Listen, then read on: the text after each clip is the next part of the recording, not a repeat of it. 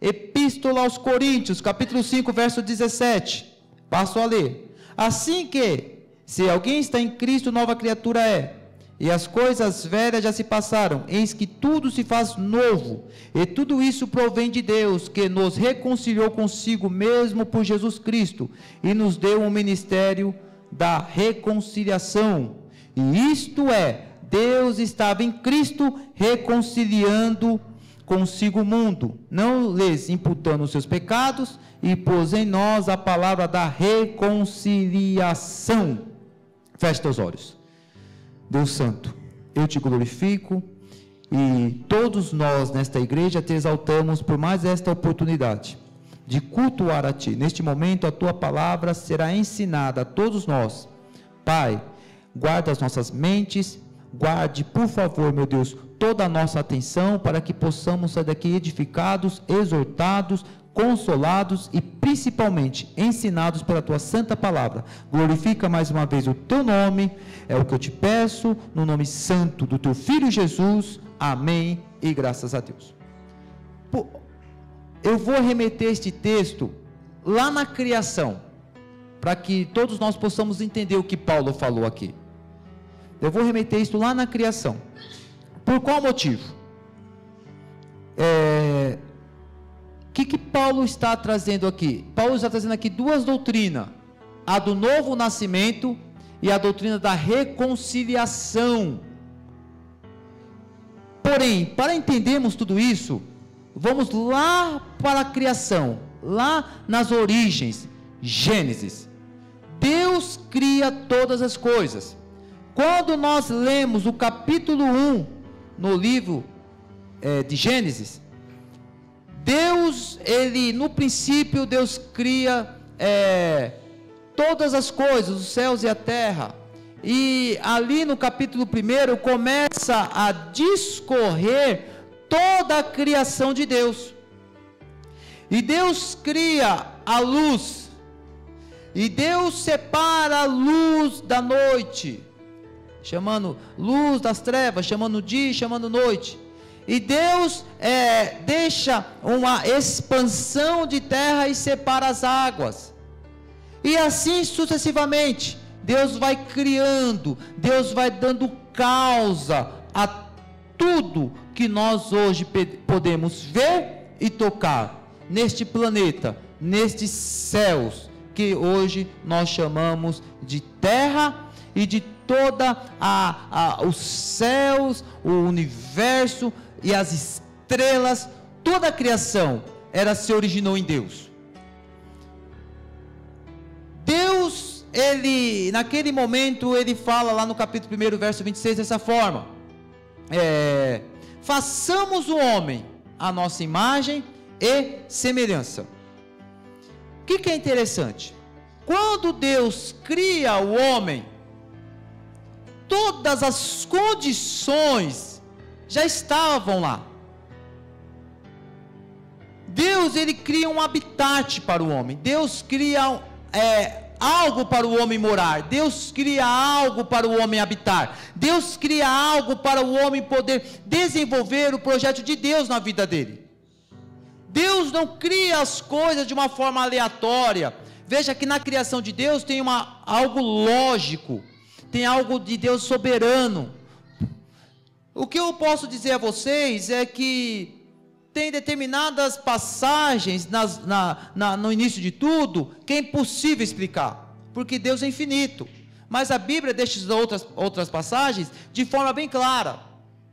E quando Deus cria todas as coisas, Deus cria os peixes, Deus cria os animais, Deus cria as aves, Deus cria a possibilidade da natureza, porque até aquele momento na criação do homem não havia chovido sobre a terra.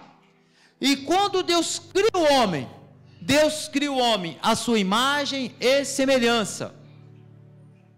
O que significa imagem e semelhança de Deus?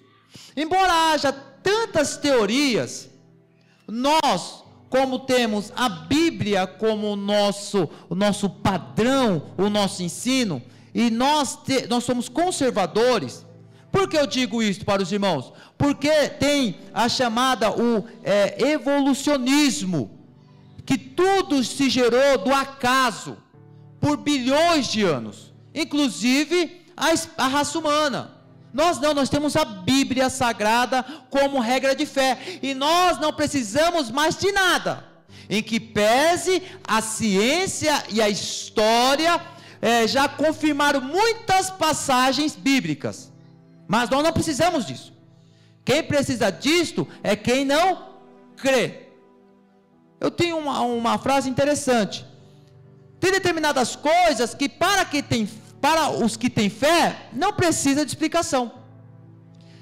Já para os que não têm fé, não adianta explicar absolutamente nada. Então o que norteia a vida de um cristão é a fé, é a convicção em algo abstrato, que nesse caso é Deus. Deus cria todas as coisas, e Deus criou o homem à sua imagem e semelhança. Quando nós entendemos por imagem, nós percebemos que o homem, ele tinha acesso a Deus. O homem tinha comunicação com Deus. O que é comunicar-se? Comunicar é algo que a pessoa, ela entende e lhe dá uma resposta.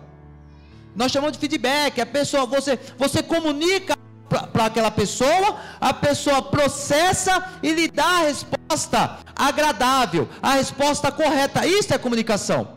Às vezes você não tem uma comunicação, mas tem nenhum diálogo. Você tem ali algo, você passa algo para a pessoa não entende, distorce, te dá uma resposta fora do que você falou, e você pensa: meu Deus, o que essa pessoa me respondeu? Eu falei outra coisa?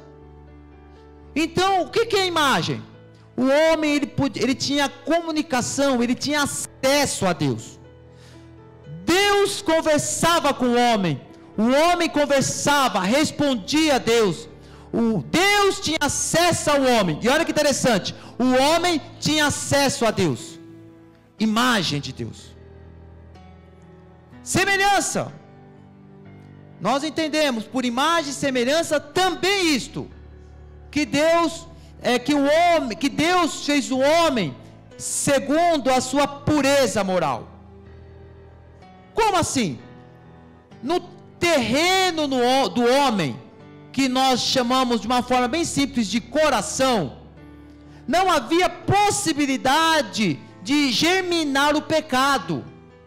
Isso é pureza moral, isto é retidão. Lá em Eclesiastes, capítulo 7, verso 29, Salomão fala que Deus fez o homem reto, Deus fez o homem perfeito, Deus fez o homem com pureza moral. Olha que interessante, imagem e semelhança.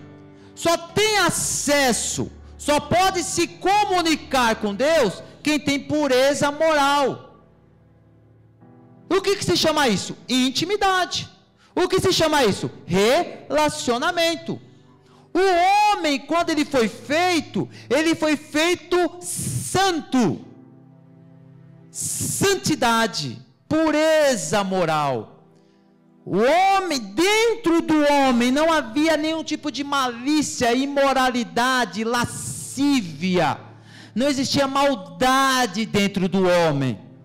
O que gera, quais são as consequências da pureza moral? Amar a Deus, amar o próximo, bondade, fé. Todas essas coisas são consequências do quê? Da pureza moral.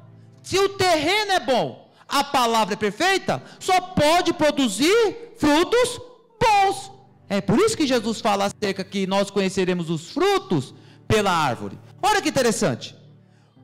Quando Deus cria o homem, Deus lhe dá uma companheira. Isso está lá no capítulo 1 do livro de Gênesis, a partir do verso 26. Deus criou o homem e lhe deu uma companheira. O que é interessante, que na criação do homem e da companheira, da esposa Eva, Deus fez esses dois seres, inicialmente era a raça humana. A raça humana era dotada, e é dotada até hoje, de corpo, alma e espírito. Trino e um só. É isso que nós somos. Corpo não se refere à carne, à nossa natureza pecaminosa, não. Seria o nosso invólucro, seria o que guarda a nossa alma e nosso espírito. O nosso espírito que tem contato com Deus, que conversa com Deus, e a nossa alma que é dotada de emoções, de sentimentos, de vontade. Deus nos deu uma mente, e a mente tem a capacidade de escolhas. Isto é o ser humano. Irmãos, olha que criação linda que Deus faz. E mediante tudo isso, Deus dá ainda uma esposa para Adão, chamada Eva. E o que é interessante, quando nós lemos o capítulo 1, Deus se vira para eles e fala assim: multiplicai-vos, frutificai-vos. Deus está dizendo tanto ali para Adão e tanto para Eva. O que Deus estabeleceu naquele momento? O casamento monogâmico, heterossexual, o casamento que é para sempre, o casamento que tem que ser uma carne só. Como assim uma carne só? Um pensamento, um desejo, uma vontade, uma só decisão. É por isto que nós, eu vou trazer na época de hoje, temos que ceder em determinadas partes. Isso é normal. Eu tenho que ceder, minha esposa tem que ceder, isso é normal no casamento. Mas naquele momento, eles estavam no início, e tudo era perfeito. Olha que coisa linda, igreja. Olha que coisa, eu quero que vocês entendam. Olha que coisa maravilhosa.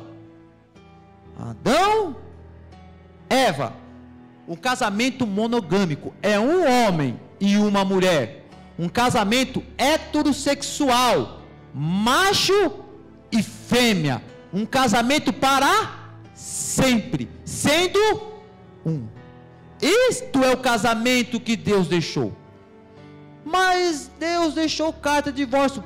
Por que Deus, eles falam isto lá no capítulo 19 de Mateus? Por causa da dureza do vosso coração. Porque se não fizesse isto, os homens eram capazes de matar as mulheres para casar com outras pessoas. Isso é muito óbvio. O homem ele, depois do pecado, irmãos, mas vamos até aqui, prestem atenção, um casamento perfeito. Aí Deus olha e fala assim a eles: dominai-vos sobre a terra, sobre os peixes, sobre as aves, sobre os animais, sobre a terra. Olha que interessante, o que Deus passou para o casal? O domínio, o governo de todas as coisas. Irmãos, irmãs, preste muita atenção, por favor, preste muita atenção. Deus cria todas as coisas. Deus faz a luz, Deus faz a terra, Deus separa, Deus faz os céus, Deus, Ele cria as aves, cria os peixes, cria todas as coisas. E Deus faz algo lindo, o Éden, que tinha rios, que regava tudo, e nascia frutos. O casal dominava, governava juntos. Não tinha hierarquia naquele momento, não tinha submissão naquele momento, porque estava tudo na perfeição. Isto é a criação. Mas eu quero que vocês reflitam comigo, por favor. Se Deus criasse todas estas coisas, criasse o Éden e não tivesse o homem e a mulher, o que tudo isso seria para Deus? Eu quero que vocês reflitam comigo, por favor. Deus precisa de uns céus como o nosso? Deus precisa de uma terra como a nossa? Deus precisa de águas como a nossa? Deus precisa dos animais que nós temos hoje? Deus precisa das aves, dos répteis, dos peixes, das baleias, dos frutos? Deus precisa de todas essas coisas? Absolutamente não. Ele vive no mundo sobrenatural, espiritual, metafísico. Eu quero te fazer uma pergunta, eu quero que todos vocês reflitam. O que seria o Éden sem o homem e sem a mulher?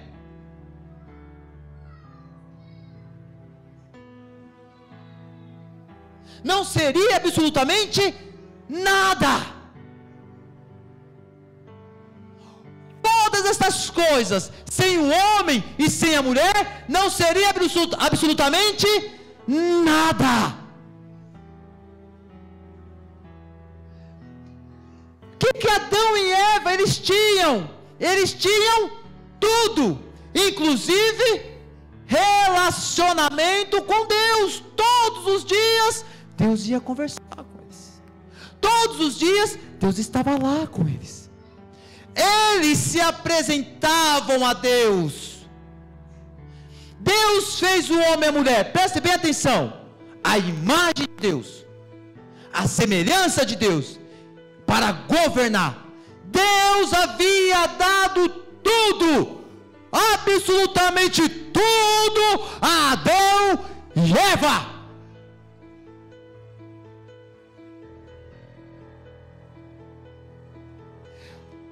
No início existia um animal que era mais astuto que todos os outros, chamado serpente. E a serpente chega até a mulher. E falam de muitas teorias, que o homem não estava próximo, que o homem não cuidou, mas são tudo teorias, porque a Bíblia se cala. A única coisa que nós sabemos é que a serpente foi até a mulher e usou as palavras de Deus de forma distorcida. E eu quero já aqui abrir parênteses.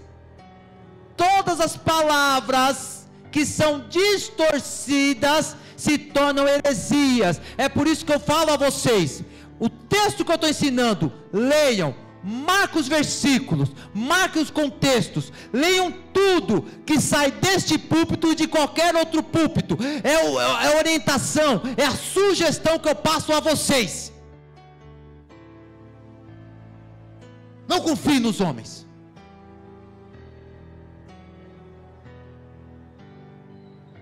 A serpente vem até a mulher porque Deus tinha passado uma única lei, uma única ordem. Porque embora eles tinham ali a liberdade, foi uma forma imperativa. Está vendo aquela árvore do bem e do mal? Sim, nela não tocais.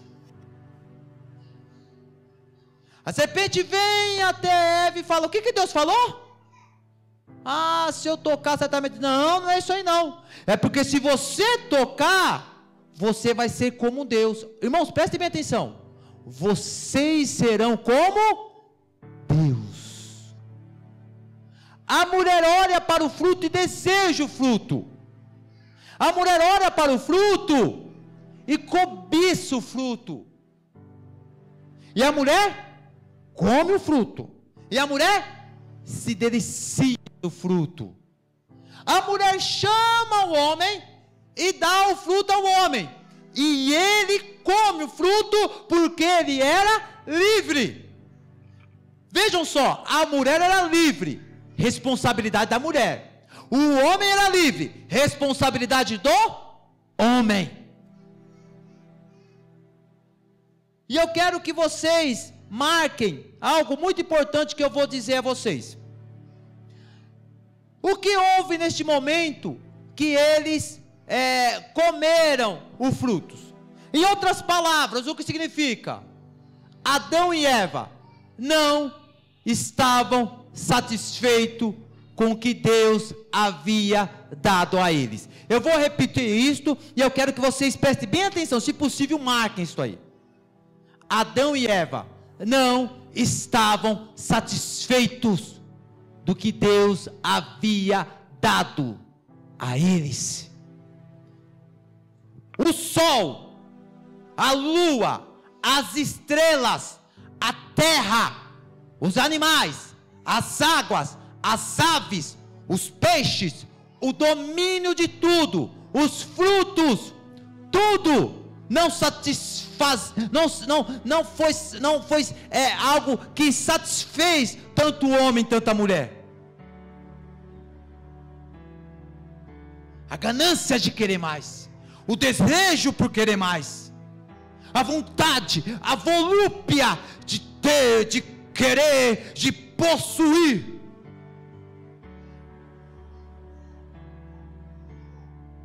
O que nós temos que aprender, igreja? Sabe o que Deus não quer? É o que nós queremos além do que Ele quer nos dar, porque a vontade dEle é perfeita. Então quando você está na tua casa, é por isso que Jesus ora desta forma: o pão nosso de cada dia nos dá hoje. É o pão nosso. Qualquer coisa acima disso é antibíblico. Casa, apartamento, carro, é tudo antibíblico. Deus não quer dar nada isso ao homem. Deus quer lhe dar o que você precisa. Por quê? Porque presta bem atenção, porque eu estou ensinando algo que é bíblico. Se satisfaça com o que Deus te dá, para que você não se perca. O que Paulo orienta a Timóteo? Que o amor ao dinheiro faz o homem muitos se desviaram, muitos saíram da fé por causa do querer ter, do desejo. Eles tinham tudo aqui, mas ela olha para o fruto e fala: eu quero ser Deus. Adão olha e fala: eu quero ser Deus, eu não estou satisfeito. Neste momento, eles perdem tudo. Quando eles comem, Deus aparece. Olha que interessante, irmãos. Naquele momento, eles estavam com os olhos abertos ou fechados?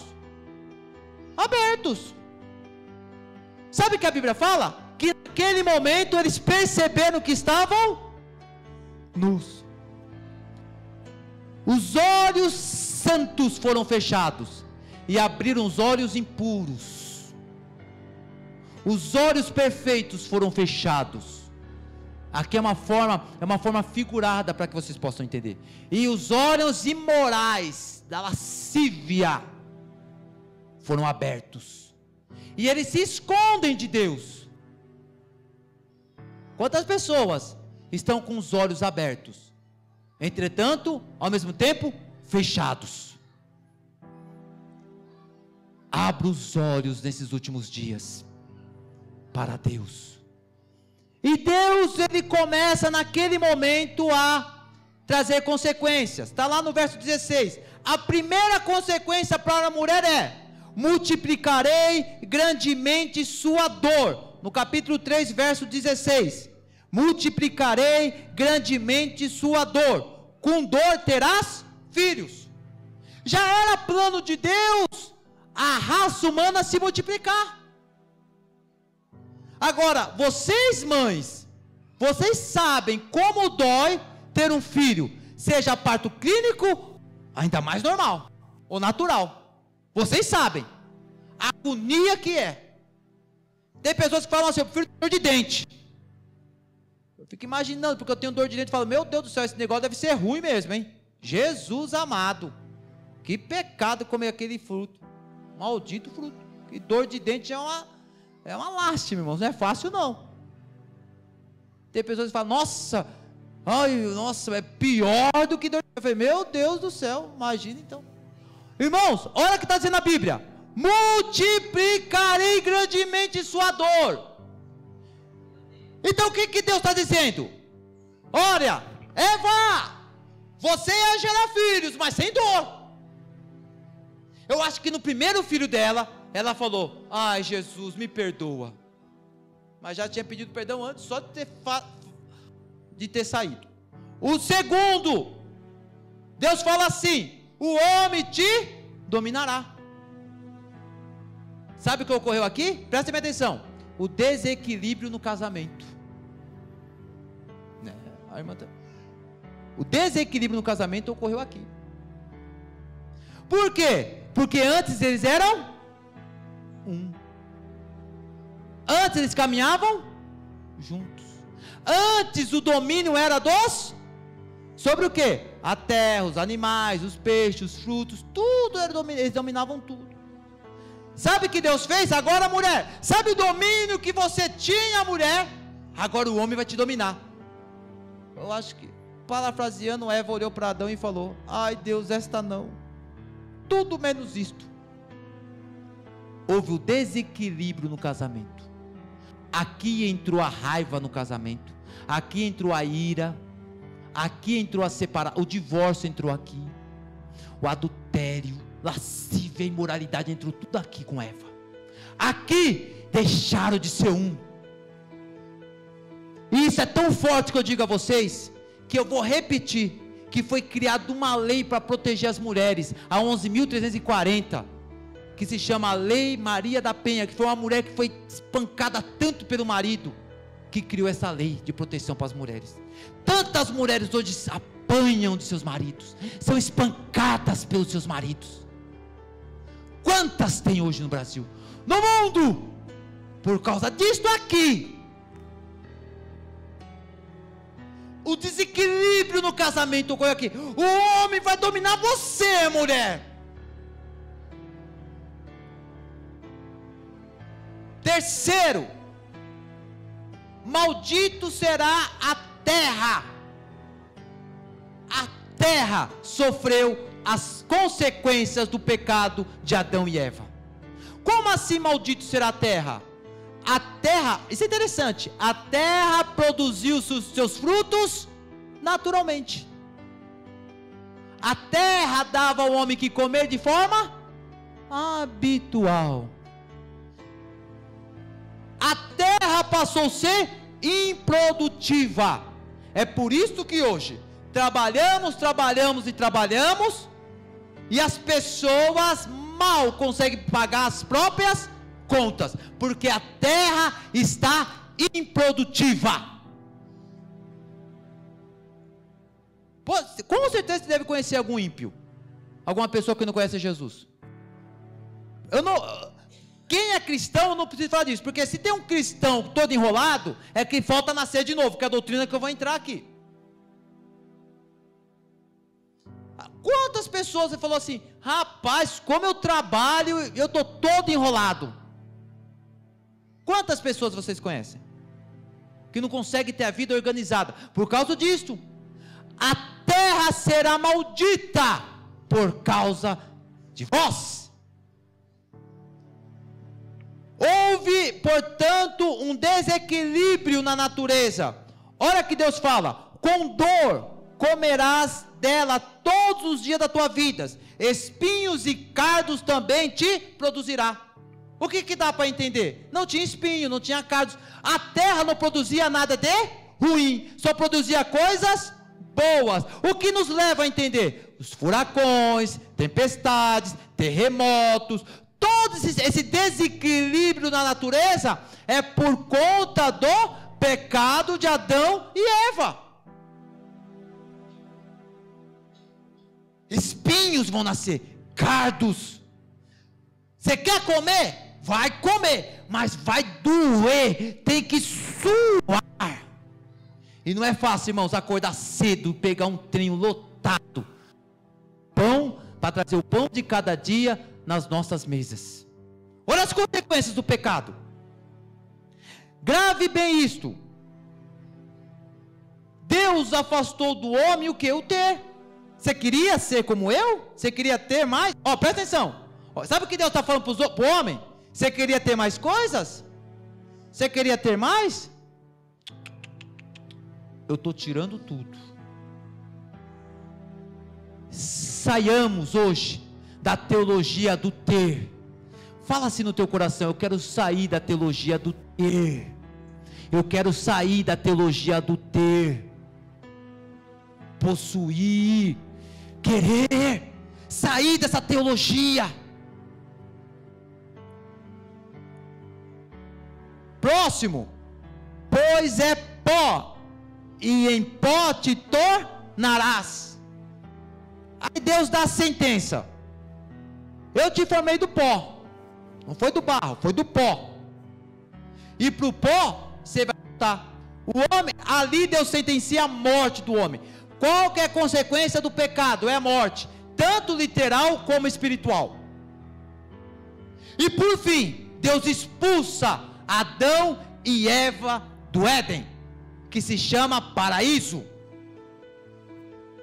Tudo isto foi a consequência do pecado. Preste bem atenção. O mundo só é o que é por conta do pecado. Deus não tem culpa de nada que acontece. Tudo é culpa do homem e da mulher. O homem e a mulher são responsáveis por tudo que ocorre no mundo. Eles olham hoje para a Síria e falam: ai meu Deus, por que Deus permite? Não, Deus não permite nada não. É o homem pecador, imoral, lascívio, ideologia de gênero, atos homossexuais, violência, tráfico de drogas, corrupção. Homem, presta bem atenção. Homem, mulheres, todos que pecam, vocês são responsáveis pelo efeito e pela catástrofe do mundo atual.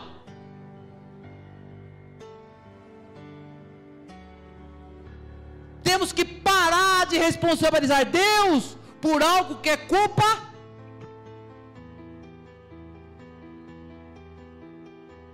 Aí surgem um monte de ateus, que as pessoas chamam de café com leite, que não sabe, tudo joga na conta de Deus. O homem rouba, Deus. O outro homem mata, foi Deus. Santa paciência. Mas lembra que eu falei para os irmãos? O que seria todo Éden sem o homem? Não seria nada. Quando Deus dá a sentença a eles, lá no verso 15, antes de Deus proferir a sentença, irmãos, Deus é lindo demais, irmãos. Deus é lindo, como o teu Deus é bom. Deus falou assim, que nascerá um da mulher, que esmagaria a cabeça da... Irmãos, esse verso 15, ele não está antes do 16, por qualquer coisa, irmãos. Sabe o que Deus está demonstrando ali? O amor dele por nós. Ele poderia falar assim, tudo isto, aí no final você vai ter um salvador. Não. O que ele fez? Ele precedeu todas as coisas. Vai nascer um da mulher, que vai pisar a serpente a tua cabeça. Aí Deus se vira para a mulher. Vai acontecer isso, mas a mulher já tinha que saber, mas vai ter meu Deus do céu, vai ter um que vai pisar a cabeça da serpente. Deus vira para Adão, olha, vai acontecer isso.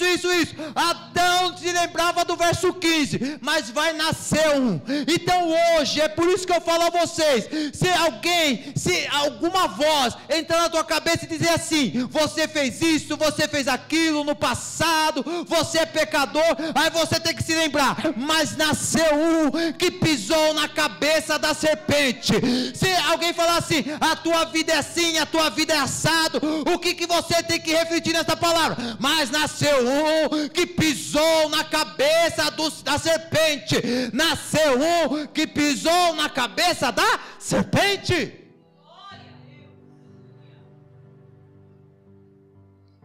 E nasce essa pessoa chamada Cristo. De onde que essa pessoa veio? Do próprio Deus. João 13:3. Jesus fala, eu saí do meu Pai. Ele sai. Irmãos, que coisa linda. Jesus sai de Deus, se humaniza, vem a esta terra. Jesus sofre naquela cruz, ele morre naquela cruz, sangra, chora, humilhado, cuspido, toda sorte de humilhação lançaram sobre Jesus, o servo sofredor de Isaías 53. Ele calado como o Cordeiro Santo.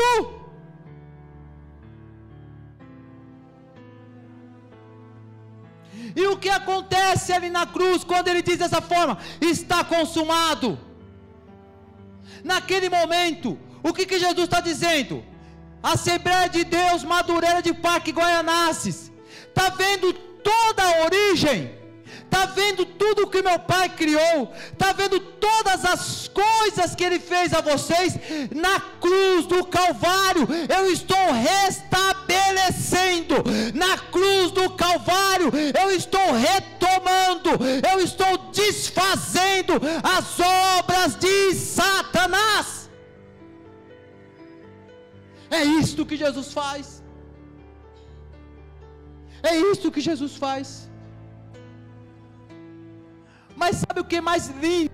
Então eu olho para este texto e de tudo que foi explanado aqui nesta noite, quando eu olho para o texto, e Paulo diz assim: assim que se alguém está em Cristo, nova criatura é. Segura aqui, ó. Jesus, ele vem para a terra, se humaniza, ele se entrega e ressuscita ao terceiro dia, permanece 40 dias, ensinando, fala para aguardar. No 10º dia, na festa de Pentecosto, vem o Espírito Santo, e os discípulos que se tornam apóstolos, começam a anunciar o Evangelho, até chegar aqui, hoje, aqui, neste bairro, na zona leste de São Paulo. Sabe o que acontece aqui? Isto aqui, a doutrina do novo nascimento, porque nós estávamos mortos, como Adão estava, e nós somos gerados onde? Na cruz. Preste bem atenção, você é gerado na cruz,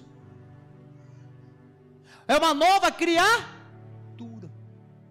Como que é esse nascimento? É através do arrependimento, que vai gerar conversão. Aí vem o novo nascimento. Todas as coisas que você fez deve se arrepender. Jesus fala assim: arrependei-vos. O arrependimento tem que ser algo na tua vida. Todos os dias você deve se arrepender. Todos os dias você deve se voltar a Ele. Nascer do Espírito. Nascer do Espírito da alma, ser novo. É na cruz que isto ocorre,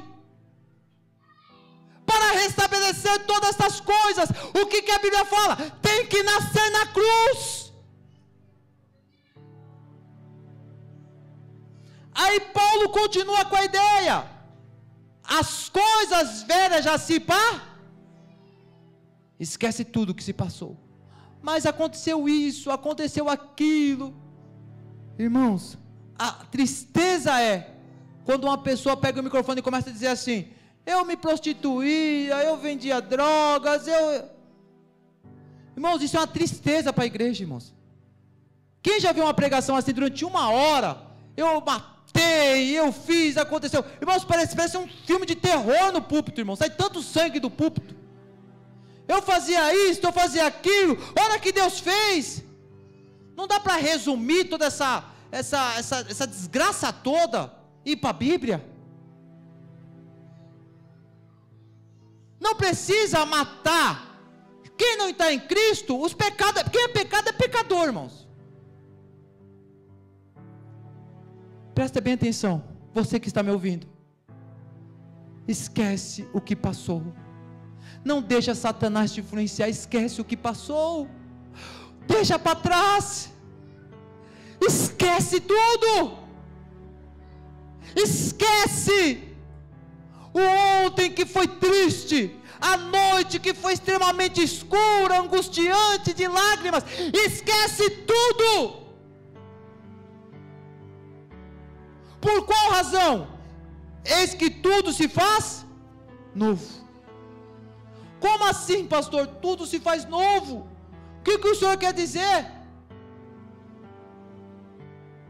É isto, e aqui eu faço as considerações finais, preste bem atenção. As pessoas chegam e pegam o microfone e falam assim: Deus vai mudar a tua situação, Deus vai mudar a tua vida, Deus vai mudar a tua história. Com certeza, nos dias atuais, todos já ouvimos mensagens assim. Deus vai mudar, Deus vai transformar o teu dia, Deus vai transformar a tua história, Deus vai transformar a tua situação, Deus vai transformar algo de novo acontecer na tua vida. Quando uma pessoa prega assim, eu fico estarrecido, preocupado. Falo: meu Deus do céu, o que esse rapaz está pregando, meu Deus? Que ensino é este? Mas pastor, na Bíblia está dizendo assim, ó, eis que tudo se faz novo. Mas vamos entender o contexto disso, irmãos. Como assim, pastor? Preste bem atenção. Deus, Ele quer mudar você para que você mude a sua história. Eu não entendi, pastor. Como é que é? Eu vou repetir aqui. Deus quer te fazer novo, para você fazer a sua história nova. Não entendi, pastor. Deus quer criar você uma pessoa nova, para que você faça a sua situação nova. Como assim? Deus não fez nenhum débil mental. Deus não fez nenhum incapaz. Deus não fez nenhum inútil. Deus não fez nenhuma pessoa fraca. Tem pregações, irmãos, que a pessoa diminui tanto o homem, que você sai parecendo um débil. Fala, meu Deus, não sou capaz de nada. Deus escolheu os que não são. Para com esse negócio. Para com isto. Isso é antibíblico. Quem nós somos? Nós somos a imagem e semelhança de Deus. Pastor, como assim? Você reflete a glória de Cristo. Preste bem atenção. Você é a imagem de Deus. Você é semelhante a Ele. Deus te fez capaz. Deus te fez para governar. Mas o Senhor fala de prosperidade? Não, eu estou dizendo que Deus lhe fez uma pessoa capaz. Você pode, você consegue. Deus quer mudar você, para você mudar a sua própria história.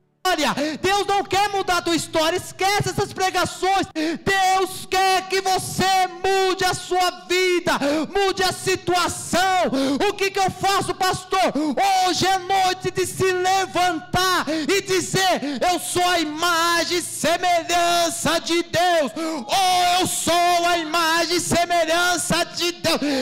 Eu sou a imagem e semelhança de Deus.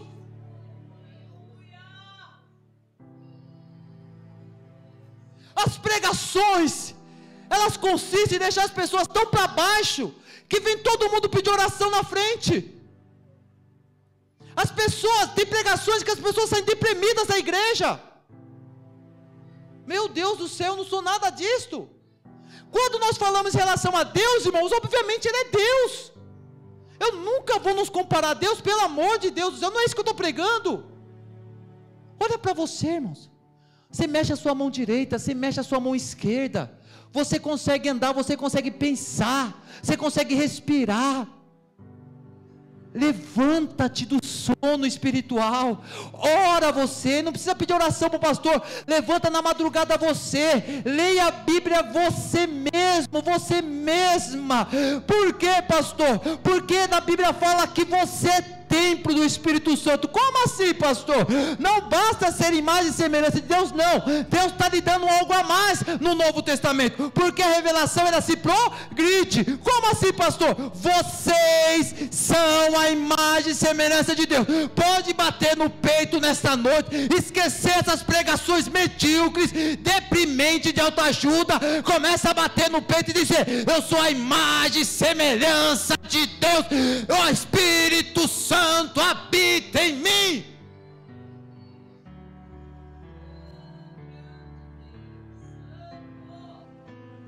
E sabe que Deus deu aos homens?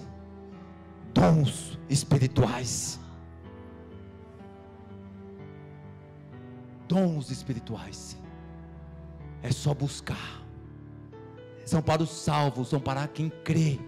Não é para uma classe de pessoas, não é para os judeus, não são para os ricos, é para você que está me ouvindo aqui agora. É só pegar essa palavra, mastiga essa palavra, igreja, engola esta palavra, deixa bater na alma, deixa queimar no coração, tira toda essa incapacidade que foi pregada até hoje, essas pregações depressivas, tira todas essas palavras e começa a dizer assim a você mesma, eu sou a imagem e semelhança de Deus, o Espírito Santo de Deus habita em mim, eu quero ser cheio do Espírito Santo, eu quero ser cheia do Espírito Santo. Esquece essas pregações deprimentes, começa a falar: Deus, eu quero dons, eu quero a tua presença, eu quero, Senhor, como tu queres, meu filho, é na cruz do Calvário, é com Cristo, foi com Cristo que tudo foi restabelecido, a reconciliação ocorreu na cruz de Cristo. Aleluias, glória a Deus, igreja, na cruz de Cristo. Meu Deus, Nada é mais significante na história. Se teve algo na história que mudou tudo na humanidade, foi a morte de Cristo. Nada é mais relevante, importante, mais lindo do que a morte e a ressurreição do nosso Mestre.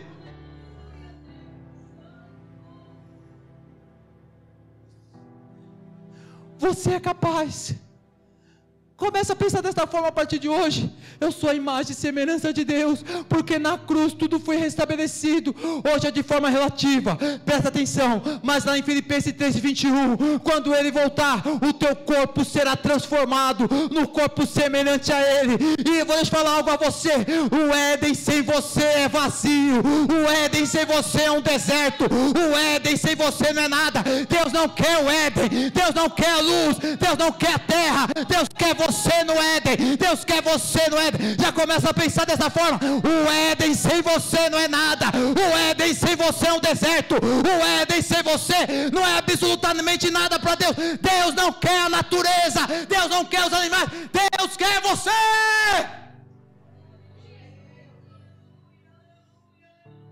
O Éden sem a raça humana não é nada.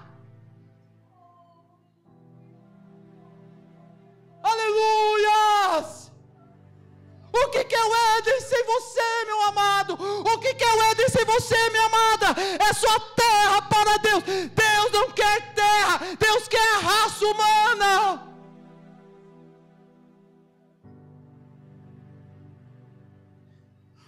Hoje é noite de você se levantar. Hoje à noite eu quero que você se levante espiritualmente. Você saia mastigando: não, eu não sou derrotado, não, eu não sou incapaz. Esse negócio de Deus chamar incapaz, não, eu sou a imagem e semelhança do meu Deus. Eu quero que todos saiam nesta noite dessa forma: eu sou a imagem e semelhança do meu Deus. Eu sou a imagem e semelhança dele. O Espírito Santo habita em mim. Eu posso ter dons espirituais. O Éden sem mim é um deserto. O Éden sem mim não é nada. Deus me ama. Deus ama você. Presta bem atenção nessa palavra, que isto é bíblico. Deus ama você. Deus ama você. Deus deseja você. Deus quer você. Você é a finalidade, o objetivo, é a meta de Deus, é a tua alma.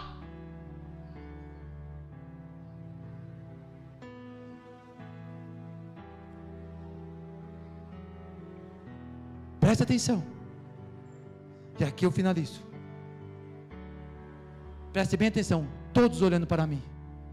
Todos olhando para mim. Todos. Na cruz de Cristo, tudo foi colocado em ordem. Tudo. Vocês são mais que vitoriosos. Qualquer pregação fora disso não é pregação bíblica. Vocês são a imagem e semelhança de Deus. Vocês são o templo do Espírito Santo de Deus.